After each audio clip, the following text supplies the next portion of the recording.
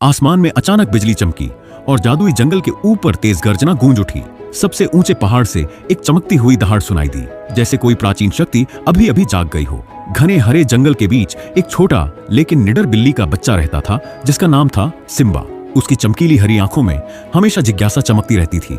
जंगल के सभी जानवर सिम्बा पर भरोसा करते थे, क्योंकि वह हमेशा किसी भी मुसीबत में फंसे दोस्त की मदद करता था। उस रात पूरे जंगल में डर फैल गया। नदी का पानी अचानक रुक गया था, जुगनू छिप गए थे और उल्लू फुसफुसा रहे थे कि क्रिस्टल पीक नाम के सबसे ऊंचे पहाड़ पर एक अजीब क्रिस्टल तूफान बन रहा है। अगर नदी नहीं बहेगी तो पूरा जंगल सूख जाएगा। सिम्बा की घंटी टनटनाई और वह हिम्मत से अपनी यात्रा पर निकल पड़ा। उसने धुंध से ढके सूखे नदी किनारे को पार किया, फिसलन भरी चट्टानों पर चढ़ा और एक चमकती हुई गुफा में पहुंचा, जहां नीले क्रिस्टल हवा में तैर रहे थे। गुफा की दीवारों पर अजीब परछाइयां नाच रही थीं और पहाड़ के अंदर जादुई हवाएं गूंज रही थीं। जब सिम्बा पहाड़ की चोटी पर पहुंचा तो उसे समस्या समझ में आ गई। एक विशाल पत्थर का जीव, जिसे क्रिस्टल गार्जियन कहा जाता था, जाग चुका था और अपनी बड़ी बड़ी पंजों से नदी के जादुई स्रोत को रोककर खड़ा था। वह गुस्से में नहीं था, वह उलझन में था, क्योंकि चमकती क्रिस्टल बेलें उसके पैरों में लिपट गई थीं। सिम्बा ने ध्यान से उन बेलों को देखा और समझ गया कि वे उसी रोशनी से धड़क रही थीं जो गुफा के क्रिस्टलों में थी।